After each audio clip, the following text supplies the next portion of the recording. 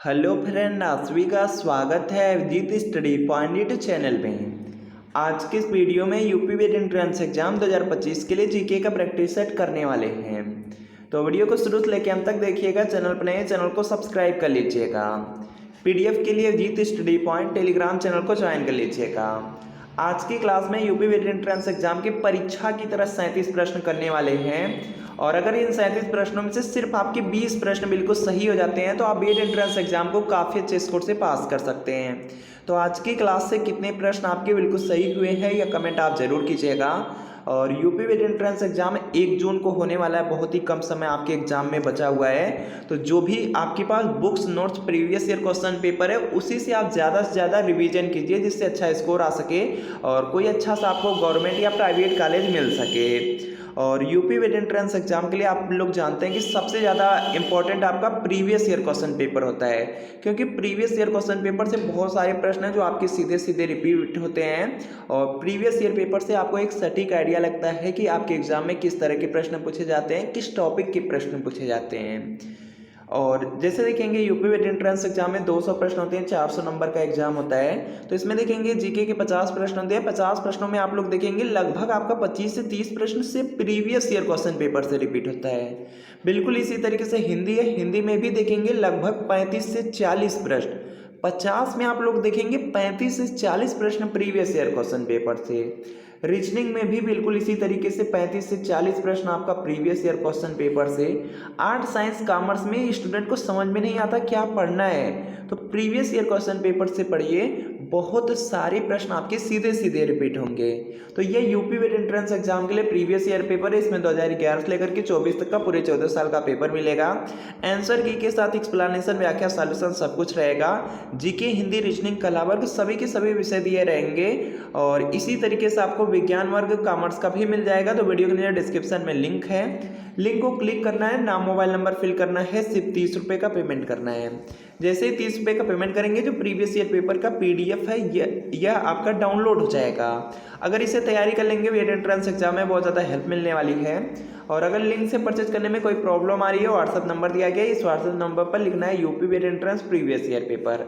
Art या science लेकर के आपको सिर्फ व्हाट्सअप पे मैसेज कर देने हैं। जैसे मैसेज करेंगे रिप्लाई किया जाएगा। सिर्फ 30 रुपये की पेमेंट करनी होगी। जैसे ही 30 रुपये की आप लोग पेमेंट करेंगे आपके व्हाट्सएप नंबर पर जो प्रीवियस ईयर पेपर का जो पीडीएफ है सेंड कर दिया जाएगा, तुरंत सेंड कर दिया जाएगा। तो इस व्हाट्सएप नंबर पर मैसेज जरूर कर लीजिए। चलिए क्लास को भी कंटिन्यू कर लेते हैं। और पहला ही प्रश्न आपके बीएड एंट्रेंस एग्जाम में पूछा गया है, तो बहुत ज़्यादा इंपॉर्टेंट है क्योंकि यह आपके बीएड में पूछा गया प्रश्न है, दोबारा रिपीट हो सकता है। मानव द्वारा सर्वप्रथम किस धातु का प्रयोग किया गया? तो यहाँ पे इसका राइट आंसर हो जाएगा तांबा। जो भी छात्र यहाँ पे तांबा को सेलेक्ट किए बिल्कुल राइट हैं, तो यहाँ पे क्या होगा, बी वाला आपका राइट आंसर होगा। अगला प्रश्न है दीवान ए अमीर कोही विभाग की स्थापना किस सुल्तान ने किया था? तो यहाँ पे इसका राइट आंसर हो जाएगा मोहम्मद बिन तुगलक ने किया था।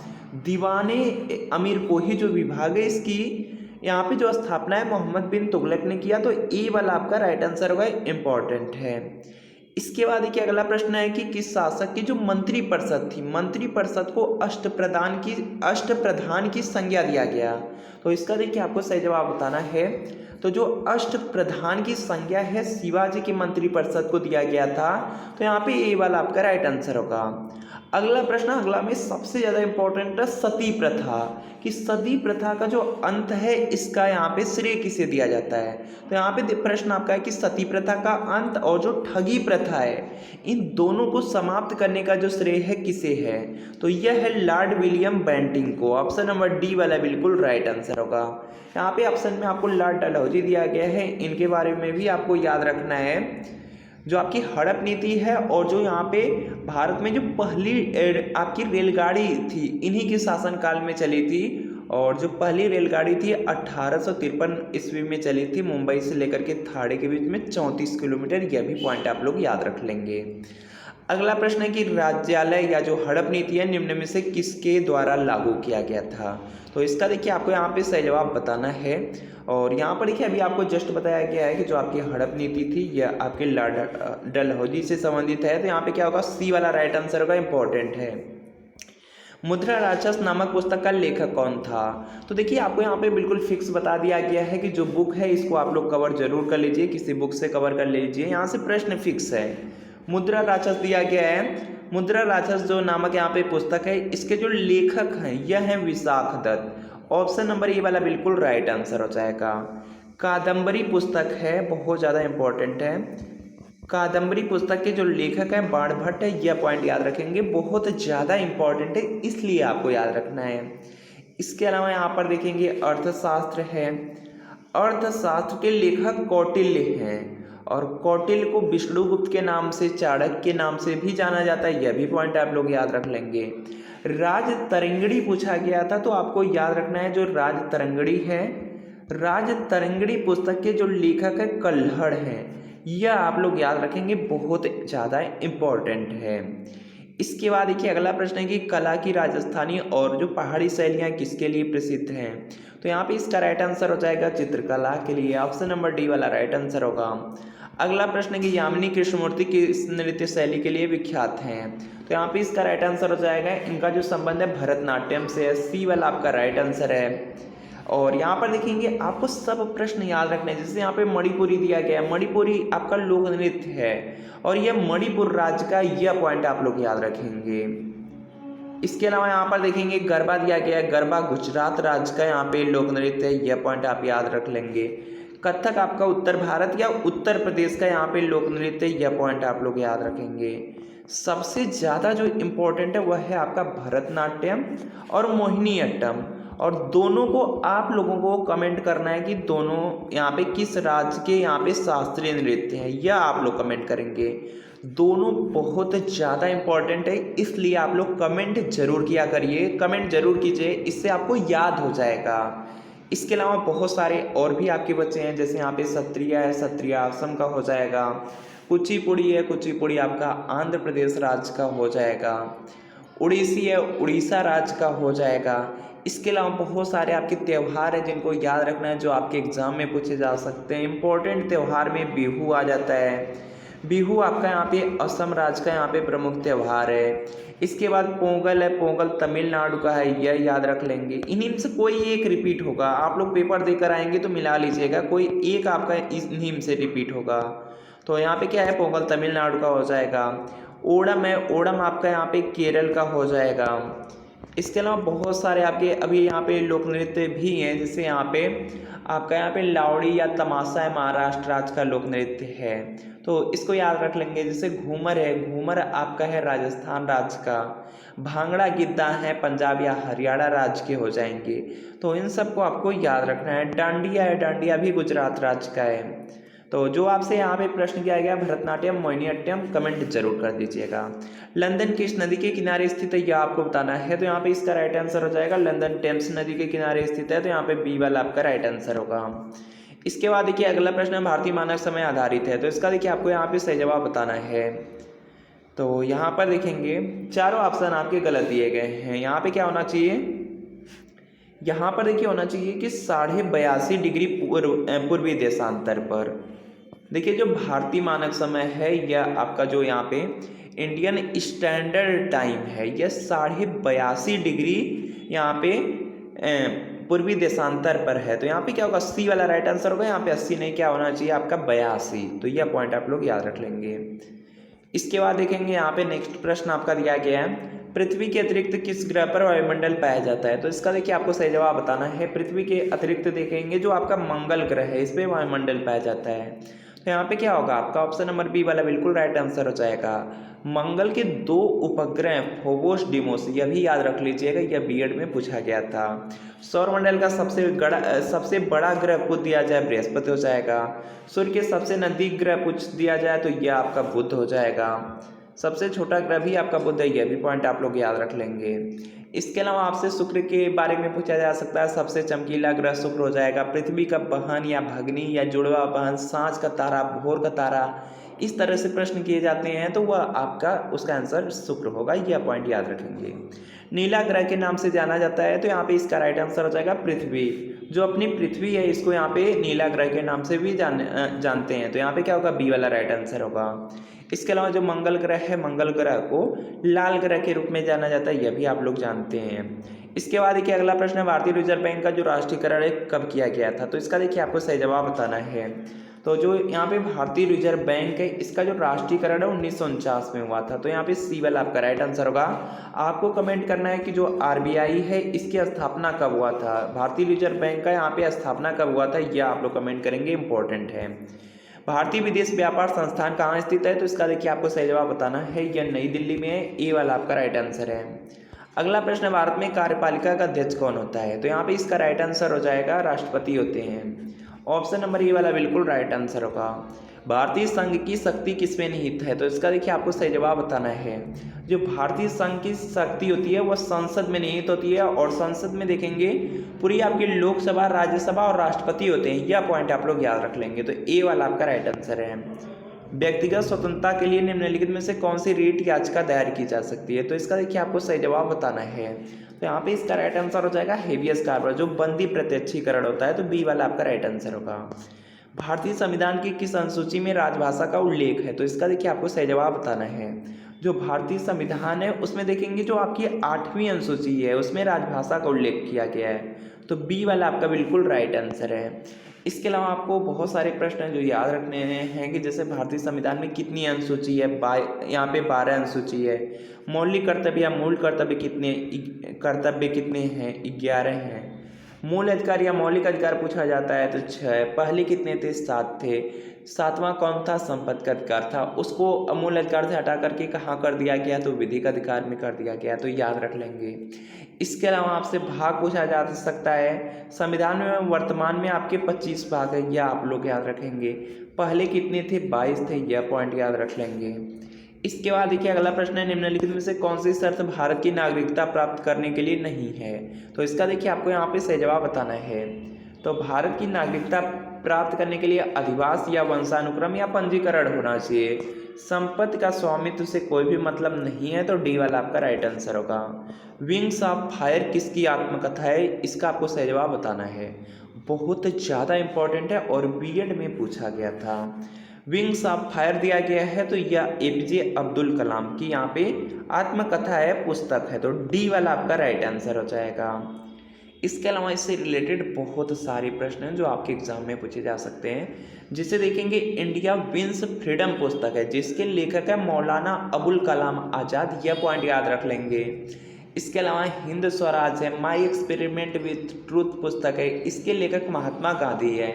इम्पोर्टेंट में अकबरनामा है, अकबरनामा के लेखक अबुल फजल हैं, यह आप लोग याद रख लेंगे। तो इस तरह से प्रश्न आपके एग्जाम में पूछे जाते हैं। इसके अलावा एक पुस्तक और याद रख लीजिए, माई कंट्री माई लाइफ पुस्तक के लेखक लाल कृष्ण आडवाणी हैं। एक प्रश्न बीएड में पूछा गया था, उसका कमेंट आप लोग कर दीजिएगा कि सत्यार्थ प्रकाश जो पुस्तक है इसके लेखक कौन है, बहुत ज़्यादा इंपॉर्टेंट है, यह बीएड में पूछा गया था, तो कमेंट आप लोग कर दीजिएगा। अगला प्रश्न है कि निम्नलिखित में से किस एक में सर्वोच्च विशिष्ट ऊष्मामान होता है, तो यहाँ पे इसका राइट आंसर हो जाएगा जल में।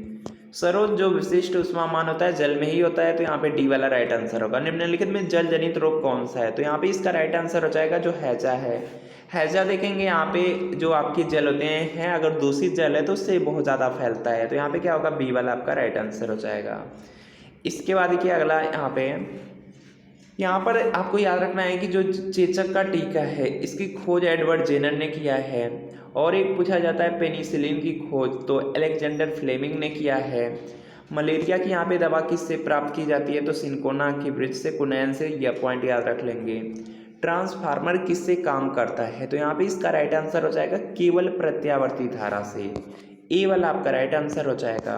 उत्तर प्रदेश में निम्नलिखित में से किसी विश्वविद्यालय का स्तर प्राप्त नहीं है, तो यहाँ पे इसका राइट आंसर हो जाएगा जो आयुर्वेद कॉलेज है जो फैजाबाद में है, तो यहाँ पे क्या होगा, बी वाला आपका राइट आंसर होगा।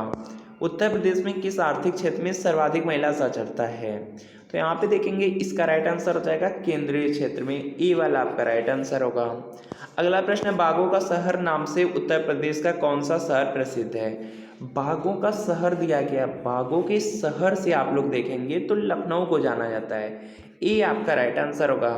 यूपी बीएड का पेपर हुआ था जहाँ पे प्रश्न पूछा गया था कि मसालों का बगीचा के नाम से कौन सा राज्य जाना जाता है। तो केरल राज्य हो जाएगा, यह आप लोग याद रखेंगे। अगला प्रश्न, उर्दू कवि जो मिर्जा गालिब तथा संगीता के उस्ताद फयाज खां थे, उनका जन्मस्थल कहाँ पर है।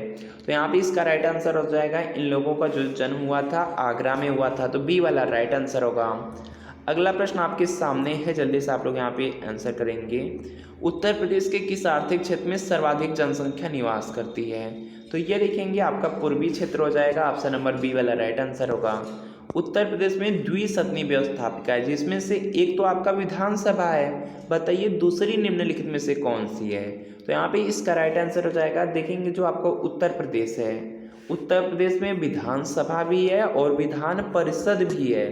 तो यहाँ पे क्या होगा, बी वाला आपका राइट आंसर हो जाएगा। अगला प्रश्न है कि खाद्य श्रृंखला से अभिप्राय इनमें से किसके द्वारा ऊर्जा अंतरण होती है। तो यहाँ पर अगर आप लोग देखेंगे तो यहाँ पे क्या हो जाएगा, एक जीव से दूसरे जीव की ओर। तो यहाँ पे क्या होगा, आपको ऑप्शन नंबर सी वाला राइट आंसर हो जाएगा।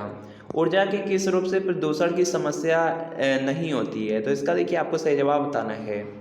देखेंगे जो आपका सौर ऊर्जा है, सौर ऊर्जा में देखेंगे प्रदूषण की समस्या नहीं रहती है। तो डी वाला राइट आंसर होगा। बाढ़ को रोका जा सकता है। तो इसका देखिए आपको सही जवाब बताना है। बाढ़ को अगर आपको रोकना है तो इसके लिए नदियों पर बांध बनाइए, या तो आप वृक्षारोपण कीजिए। वृक्षारोपण करेंगे तब भी आपके यहाँ पे जो बाढ़ है उसको रोका जा सकता है, उसकी जड़ों के द्वारा रुकते हैं। तो यहाँ पे क्या होगा, डी वाला राइट आंसर होगा। अगला प्रश्न है वह संविधान संशोधन जिसके द्वारा यहाँ पे जीएसटी को पारित किया गया। तो यहाँ पे इसका राइट आंसर हो जाएगा 101वां संविधान संशोधन था। तो यहाँ पे ए वाला आपका राइट आंसर हो जाएगा। इसके अलावा यहाँ पे आपको याद रखना है, जीएसटी का फुल फॉर्म में गुड्स एंड सर्विसेज टैक्स है, यह पॉइंट याद रख लेंगे। और जो जीएसटी है भारत में 1 जुलाई 2017 को लागू हुई, यह भी आप लोग याद रख लेंगे। अगला प्रश्न आपके सामने है, विजय केलकर समिति द्वारा यहाँ पे लागू भी की गई थी, यह भी पॉइंट याद रखेंगे। भारत में 8 नवंबर 2016 को किन दो नोटों का विमुद्रीकरण किया गया था। तो आप लोगों को याद होगा 8 नवंबर 2016 में आप लोग देखेंगे जो आपके 500 और 1000 वाले नोट थे वो बंद कर दिए गए थे। तो यहाँ पर देखेंगे सी वाला आपका राइट आंसर हो जाएगा। अगला प्रश्न आपके सामने है कि सोशल नेटवर्किंग जो वेबसाइट है फेसबुक है, इसके संस्थापक का क्या नाम है। तो मार्क जुकरबर्ग है। तो यहाँ पे क्या होगा, सी वाला आपका राइट आंसर होगा।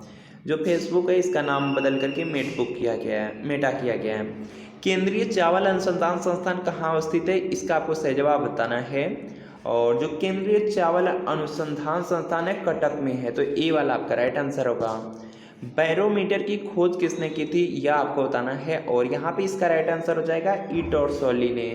बी वाला आपका राइट आंसर हो जाएगा। राइट ब्रदर्स ने वायुयान की खोज किए थे। रेडियो की खोज मार्कोनी ने किया था, यह पॉइंट आपको याद रखना है। तो फ्रेंड आपको बताना है कि इन 37 प्रश्नों में कितने प्रश्न आप लोगों की बिल्कुल सही हुए हैं, यह कमेंट आप जरूर कीजिएगा।